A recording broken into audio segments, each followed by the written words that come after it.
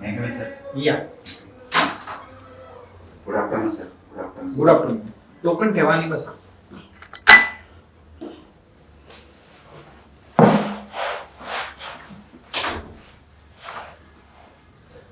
Comfortable आहात तुम्ही? बरं. टोकन नंबर कुठला आहे तुमचा? 2 number, sir.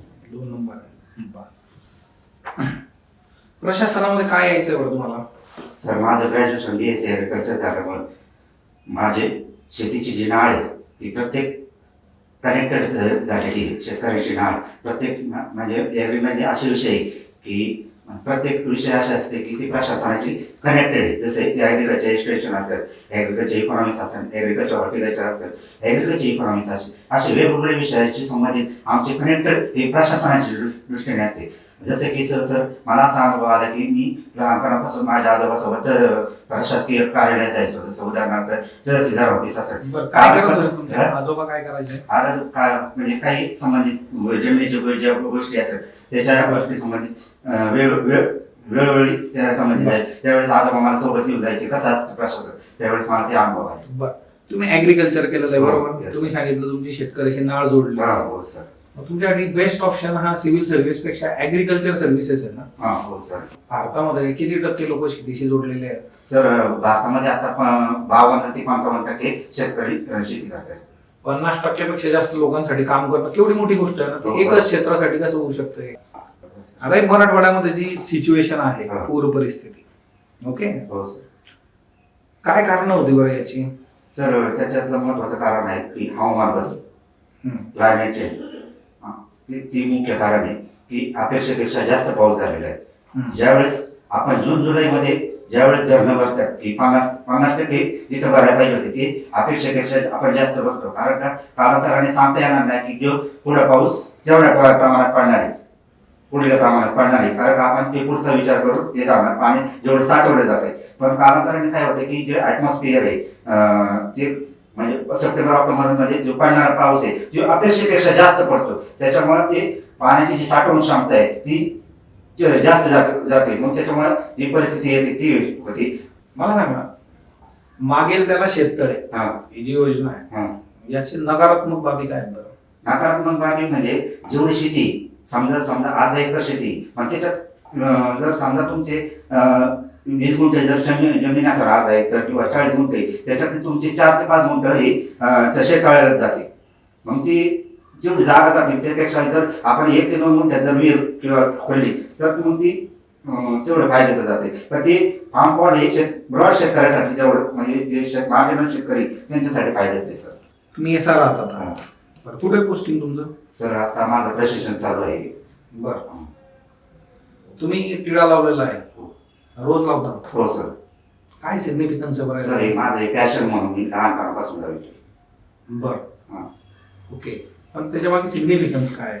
सर मी कसं लहानपणापासून मग म्हणजे सगळे लावत होते माझी घरची फॅमिली. मग त्यांनी मला लहानपणापासून ती तसं म्हणजे अध्यात्म म्हणजे काय सांगू शकता तुम्ही? Sorry sir. बरं. आता सध्या नोबेल पारितोषिकं दिले जात आहेत. शांततेचं नोबेल कोणाला दिलं? सर मान्य मारिया कोरिना रिचार्डो. कुठल्या त्या व्हेनेझुएलाच्या का दिलं आपण त्यांना? त्यांचं म्हणजे जी सत्ताधारी शाही हुकुमशाही त्यांच्या विरोधात लढण्यासाठी त्यांना जे एकाधिकारशाही त्यांची मोनोपॉली त्याच्यामुळे त्यांनी जे लढले त्याच्यामुळे त्यांना ते भेटलेलं आहे. बरं, ते डोनाल्ड ट्रम्प म्हणत होते की मला तुम्ही शांततेचं नोबेल द्या. काय मत आहे तुमचं? द्यायला पाहिजे होतं का त्यांना? सर माझ्या मते नाही द्यायला पाहिजे होतं. का बरं? सर त्यांनी जसं पाहिजे तसं काम केलं नाही. ते म्हणतात की मी 7 ते 8 युद्ध आतापर्यंत थांबवले, पण त्याप्रमाणे त्यांनी थांबवलेले नाही. त्यांनी उदाहरणार्थ पाकिस्तानी जे युद्ध थांबवायला पाहिजे होतं, पण त्यांनी ते अतिरिक्त त्यांची जी काही मजबुरी म्हणजे स्वार्थीपणा आहे ते त्यांनी ते हे केलं नाही. उदाहरणार्थ रशिया युक्रेन ते पण नाही त्यांनी थांबवलं. तुम्ही शिरूरचे आहात ना? बरं. पुणे ते शिरूर रस्ता आहे बघा, तिथे ट्रॅफिकची खूप मोठी समस्या आहे. काय कारण आहेत बरं त्या मागची? त्या सर पहिलं कारण आहे अतिक्रमण. दुसरं कारण आहे जे रांजणगाव सणसवाडी आणि शिक्रापूर या MIDC त्याच्यामुळे MIDC असल्यामुळे ते 3 शिफ्ट होतात. त्या प्रत्येक टायमाला मोठे जड वाहतूक किंवा जड वाहतूक असतात त्या जास्त असल्यामुळं त्यांना त्या शिल्पमध्ये मध्ये बंद पडतात किंवा जी रुंदी पाहिजे ती शेती पडत नाही ती त्याच्यामुळे ती पडतं. काय केलं पाहिजे बरं मग? सर याच्यासाठी पहिलं कारण आहे रेड स्पॉट निश्चित करणे. दुसरं कारण आहे दुसरा उपाय म्हणजे क्रॉस डिवायडर आहे ते बंद केले पाहिजे. आरटीओ ऑफिसर आणि एमआयडीसीचे जे मॅनेजर आहेत त्यांच्या अधिकाऱ्यांची बैठक घेऊन आपण त्याच्यावर उपाययोजना केली पाहिजे आणि हे केलं पाहिजे. आणि आता सध्या सर नितीन गडकरी यांच्या अध्यक्षतेखाली पुणे ते शिरूर हा तीन मधली दुभाजक म्हणून त्यांनी हे केलेले. मंजुरी मिळाली का बरं त्याला अजून? मंजुरी नाही भेटलेली. बरं, तुम्ही आता एमआयडीसीचा उल्लेख केला बघा. एमआयडीसी क्षेत्र जे असतात तिथे गुन्हेगारी खूप मोठ्या प्रमाणात असते. काय कारण आहेत बरं त्यामागची? सर त्याच्या पहिलं कारण आहे स्क्रॅपिंग. स्क्रॅपिंग म्हणजे समजा म्हणजे तिथले स्थानिक लोक असतात की मला स्क्रॅपिंग भेटावा म्हणजे स्क्रॅपिंगची डिलिव्हरी भेटावा मला हे भेटावं किंवा वाहन असतात आपले ट्रान्सपोर्ट ते तुमच्या कंपनीला लावण्यासाठी किंवा ते सर टेंडर असतात ती मला मिळवण्यासाठी त्याच्यामुळे ते दोन गट असतात त्याच्यामुळे त्या 2 गटात मारामारी किंवा हाणामारी होते. बरं, देशाचे जे आपले माननीय पंतप्रधान आहे बघा त्याने नुकतीच महाराष्ट्राला भेट दिली होती. कुठल्या कुठल्या प्रोजेक्टचं इनॉग्रेशन केलं बरं त्यांनी सर नवी मुंबईतलं विमानतळ आहे त्याचं इनॉग्रेशन केलेलं आहे. दुसरं मेट्रो लाईन नंबर 3 मुंबईमध्ये त्याचं पण इनॉग्रेशन केलेलं आहे. बरं, ते नवी मुंबई एअरपोर्ट आहे बघा ते खूप दिवसापासून न्यूज मध्ये होतं. कशासाठी होतं बरं? सर ते नामांतरणासाठी जरा फेमस होतं म्हणजे दिबा पाटलांचं यांचं नाव देण्यासाठी ते एक न्यूज वाटली. दुसरं म्हणजे ते क्षेत्र विस्तार आहे त्याच्यासाठी हे होतं. कोण होते बरं दिबा पाटील? दिबा पाटील सर हे सिडकोमध्ये ज्यांचे जमिनी गेलेत त्यांचे जमिनी गेलेत त्या शेतकऱ्याचे नेतृत्व करणारी एक लिडरशिप व्यक्ती होते. कोणत्या राजकीय पक्षाशी संबंधित होते का बरं? सॉरी सर मला याच्याबद्दल डिटेल माहिती नाही पण मी जाणून घेण्याचा प्रयत्न करेन. बरं, तुमच्यातले 2 नकारात्मक गुण सांगा बरं. स्ट्रेस घेतो जास्त कोणी काही टॉर्चर केलं किंवा काही गोष्टी बोलले तर स्ट्रेस मध्ये येतो पण किरकोळ गोष्टी म्हणजे कधी कधी येतो स्ट्रेस. प्रशासनामध्ये तुम्हाला अडचणीचं ठरेल?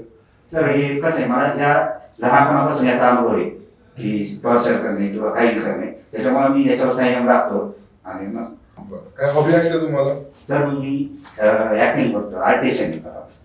बरं, कुठल्या कुठल्या मालिका वगैरे सिनेमात काम केले का तुम्ही? सर आता मी स्पर्धा परीक्षा करणाऱ्या विद्यार्थ्यांवर आता एक मूवी काढलाय ज्याचा अवकाश या मूवीमध्ये काम केलेले आहे आणि पथनाट्यामध्ये पण काम केलेलं आहे तमाशामध्ये पण काम केलेलं आहे मी सर. बर, तुम्ही तमाशाचा उल्लेख केला. तमाशा म्हणजे नेमकं काय बरं? तमाशा म्हणजे सर एक लोककला सांस्कृतिक लोककला आहे. मग त्या तमाशामध्ये कुठल्या कुठल्या गोष्टी सादर केल्या जातात? सर त्याच्यामध्ये गणगवळण, वग नाट्य आणि लावणी पण सादर केली सर. बर, तुम्हाला काळूवाळू माहित आहे? हा काळूवाळूचा तमाशा माहिती आहे सर. काळूवाळूचा तमाशा माहित आहे. बर, याचा सिक्वेन्स सांगू शकता का तुम्ही? गण, गवळण, वग, लावणी कशा सिक्वेन्सने असते? सर पहिल्यांदा गण हे सादर केलं जातं, नंतर गवळण सादर केलं जातं, नंतर लावणी सादर केली जाते, नंतर शेवटला वग नाट्य सादर केलं जाते. गण म्हणजे काय असतं बरं? गण म्हणजे आपण गणादेशात देवाच्या म्हणजे प्रार्थनेने आपण ती सादर केलं जाते. आता तुम्ही एवढ्या वेगवेगळ्या याच्यामध्ये काम केलेलं आहे एक कलाकार म्हणून, तुम्ही तेच पॅशन फॉलो करून मग तिकडं काम करायला सोडून प्रशासनात का बरं? सर ती कलात्मक अशी भावना आहे की ती तेवढ्याच गोष्ट असते. म्हणजे जर तुम्ही काम चांगलं केलं तर तुम्हाला पुढे पॅशन भेटते. मग जर तुमच्याकडे जी व्यक्तिरेखा आहे ती कालांतराने सारख्या त्या चित्रपटाला भेटत नाही ना, त्याच्यामुळे मी ती साईड बाय करू शकतो आतापर्यंत म्हणजे आता करणारे आणि अजून चालू ठेवणारे म्हणून मी या प्रशासन. जर उद्या असं झालं की तुम्हाला एक कलाकार म्हणून खूप चांगली प्रसिद्धी मिळाली, एक कलाकार म्हणून खूप चांगलं स्टेज मिळालं, तुमच्याकडची कामं वाढली, तर तुम्ही प्रशासनातून निवृत्ती घ्याल का मग? नाही सर. नाही सर. पण ती तुमची नॅचरल आवड आहे ना तिकडं? सर नॅचरल आवड आहे पण सर ती आवड ही कायम म्हणजे त्या व्यक्तिरेखेसाठी कायम नसते, ती तात्पुरती असते. किंवा पिक्चर हा आलाय एखादा पिक्चर आपण काढतो ते तेवढ्या कालावधीसाठी असतो. पण आपण एखादं पद घेतोय कारण त्या परमनंटली राहतं. बरं, चालेल, येऊ शकता तुम्ही. Best of luck. Thank you sir. Thank you sir. Nice day.